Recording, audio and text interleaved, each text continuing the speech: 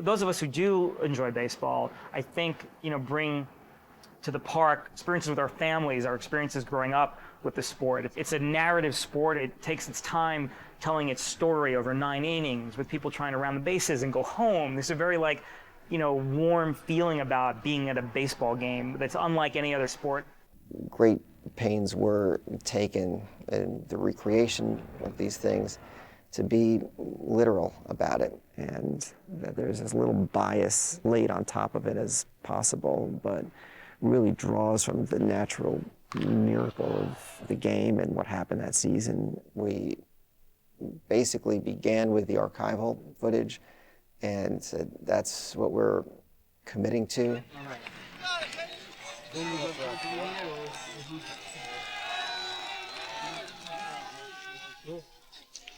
So it sort of put a human face on this sport that we think of as being, hot dogs and fun. We provided thousands of hours of archival film and video of the 2002 A season for the filmmakers. Around third turn for the plate. Here comes a tying run. We do all the product placement. So from set dressing and props and wardrobe, making sure that all of our licensees and our licensed product is represented properly and that the producers and the wardrobe people have everything they need.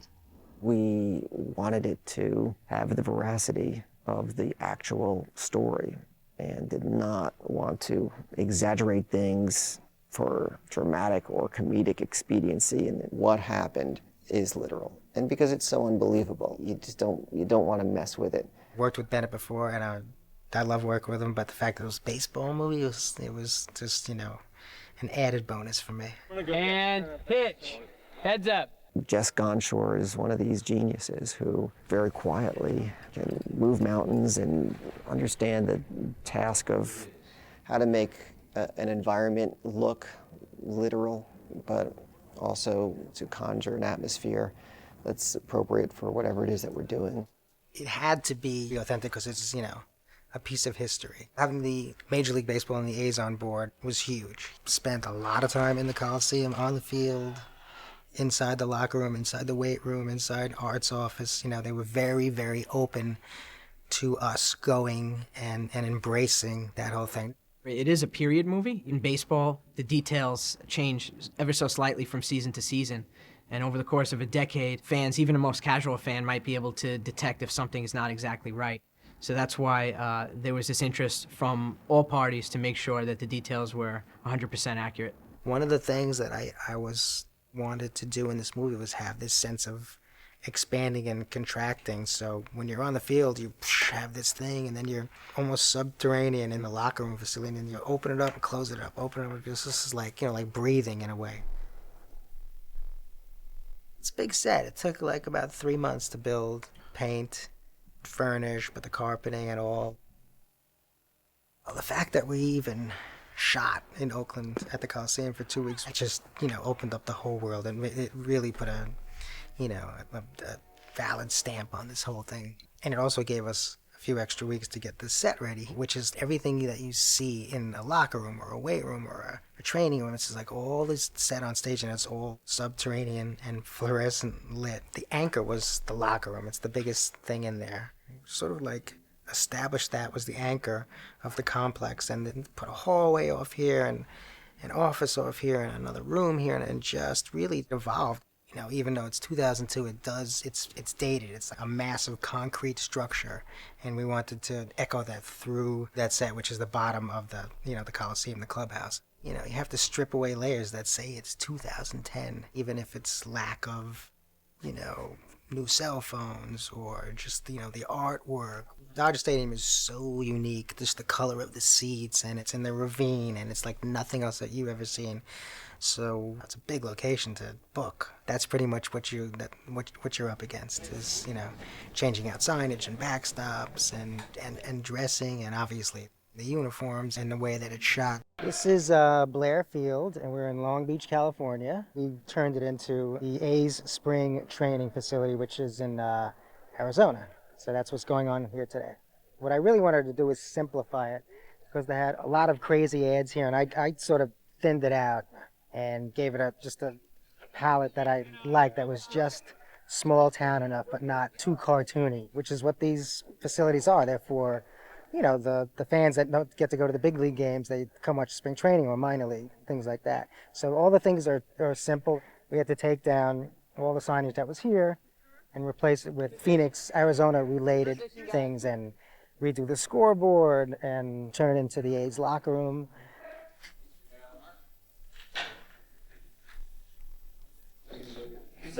And action!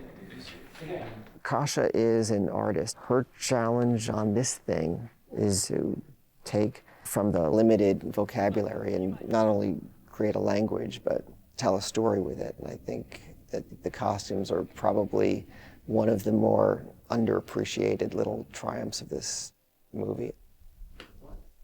We felt generally with Bennett that as long as the film is really soaked with reality, then it gives us place to jump away from the reality, to veer off from it, and we'll create a package that will feel real. I mean, there's definitely a strict control of the palette, but we all reacted to the look of the stadium and to the colors of the Oakland A's. On one hand, there is very straightforward code of the colors and the baseball team itself, so that dictates certain palette. But I think that as within a movie, we're looking for a little bit more iconic look of the film, the uniforms are in the hands of the exquisite master of uniforms, Ed Hanley. Ed has a great relationship with Major League Baseball, and there was a very close collaboration.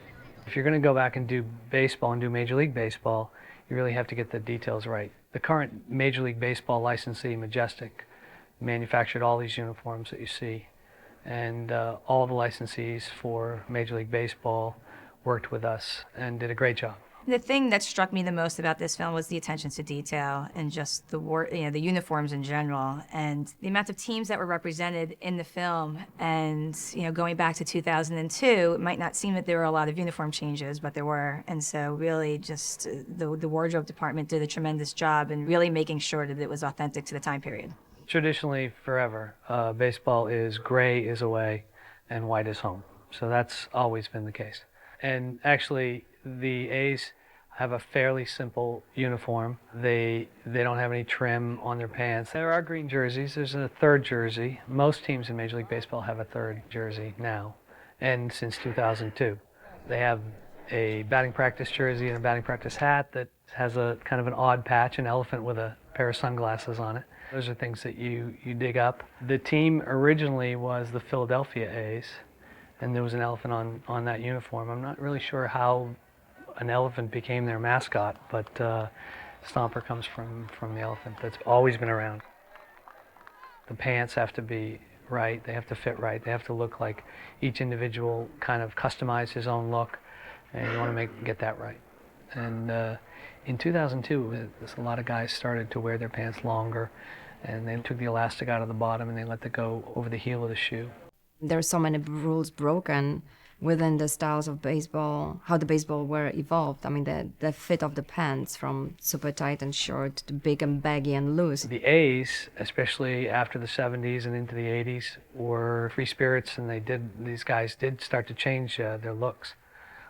We have one of the players, Chavez, would take his laces and cut holes in the front of his pants and put the laces up through the pants and tie, things like that. So guys did that so they could hold their pants down, and they were altering the look of the baseball uniform. We made an effort to separate Billy Beane from the rest of the players. Everybody else becomes a little bit more toned down. Generally through the whole film, we are using so many elements from reality. I think that it needed to become life as it is. And knowing that the real Billy Beane exists and there's wealth of information from the real character. We have to find a place where it all merges, when it works for our character. For the film, we avoided any brighter colors, even though in reality, Billy Beane, we've seen pictures of him wearing much brighter colors. One of the things that we knew about Art Howe is that he's always got that jacket on. And we wanted to get the 2002 version of that jacket. I called the spring training complex in Phoenix, Arizona, and the guy there went digging in the closets for some of the old jackets and things that they had there, and he found the Art Howe jacket with the number 18 in it. So he was able to give me like 15 of those jackets. The crowd that came in Oakland to be the baseball crowd was fantastic. They had fantastic where the baseball theme where there was so much variation within it, and that's the most difficult part for us to provide as a costume department.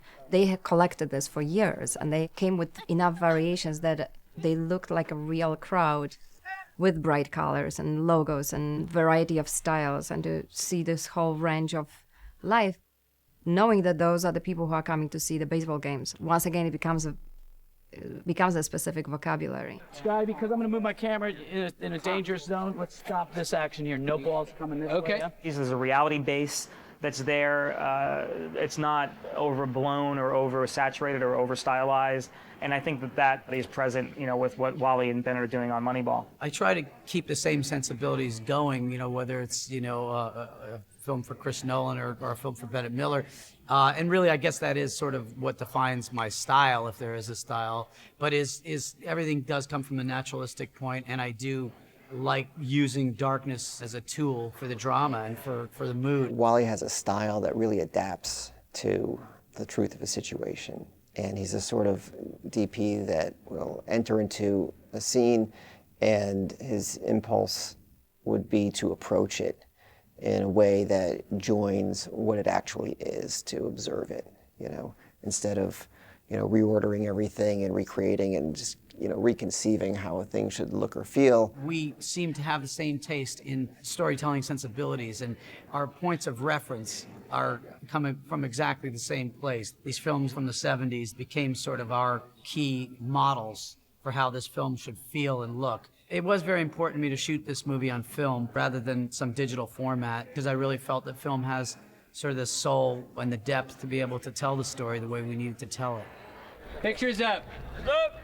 Wally's got to be one of the best at working with natural environments, natural light, and let's just enhance this in a way that it's already working, which is also a style that I like quite a bit. That coupled with the fact that he's just a genius and, one of the greatest, it made it a really, really nice fit, ultimately, for this film. It's almost an invisible style where you just feel, that you're watching something really credible. I don't employ a lot of trickery. It's more about serving the story with the lighting and with the camera movement and deciding where the best place is to place that camera. To me, that's much more important where I put my focus than the equipment or, the stuff that I use. But in this movie, I'm also embracing the brighter environments. And the reality is, without the brighter environments, you can't have the darker environments. So it really is a balance, of what you're doing narratively and where you're taking that visually. From dark to the light. Because there is an archive of broadcast, televised baseball that documents what happened. We not only drew from that to choreograph what happened on the field, but it's intercut with the footage that we shot just to reinforce and heighten the understanding that this really happened. I tried to do something different with the nighttime baseball material in that if you look out at one of these stadiums, generally all the lights in the stadium are turned on to create a very even light for the television cameras and for the viewers that are there, for the audience. In the case of what we're doing, I wanted to have a little more mood to it, and I thought it'd be more filmic if we were able to turn off a lot of the lights. So in general, I shut off about half the stadium lights. I did that very judiciously and tried to find a formula that seemed to work where I could make it more filmic and a little bit darker, but still within the reality of what baseball looks like at night. For the flashback scenes, we actually decided to not do any kind of, radical treatment to the film. There's some archival material we shot on videotape and some of our own baseball material to match archival footage. Really, the Oakland Coliseum is a character in this movie, and so the beginning of the movie, we show off, the Coliseum as a character, and we have a series of vignette shots showing this old soul, the old battleship, that's hosted so many of these games and is really kind of the home to our story. We've figured out how to recreate the emotional authenticity. There is a respect that you have when you walk onto the Oakland Coliseum field and you know that you're walking across the same grounds that Reggie Jackson walked across, Catfish Hunter and these heroes, from that era. And it is very sacred ground. This was really a collaborative effort. They understand that we have an area of expertise and we know baseball And they really came to us for guidance and for assistance on a lot of things. And that was what was really nice. It felt at the end of the day that, they made us feel like a part of the production. 1-2 Pitt. Alistair puts it in play, a loop for the left field. It's in for a base hit. On other films, you might see baseball footage used in the background for playback, but on Moneyball, it was used for everything from casting, set design, costumes, cinematography, and editing for the elaborate baseball montages throughout the film. Game series 5-3. Tejada walks. Ball four. Ball four, and Hatterberg. In the end, it's a baseball movie, but it's not, a baseball movie. It's a movie that has, some baseball around it, I think. Goes to second for the only out, and the A's going to run. It's a film that respects and appreciates what the game is. There will always be a human, mysterious component to the game. It's not possible to sterilize it. It's just a game that, as much as you try to, reduce it to a formula and distill it to some kind of math or science, it still produces inexplicable outcomes. Few scouts can go into the mind of a young man and determine whether he's really... We have the things that baseball fans like about baseball. The inspiring stories, the comeback stories, the crash and burn stories, but then the rising from the ashes stories. There are scenes that if we changed anything, I think we'd be accused of the worst kind of inappropriate exaggeration. So we really stuck to it.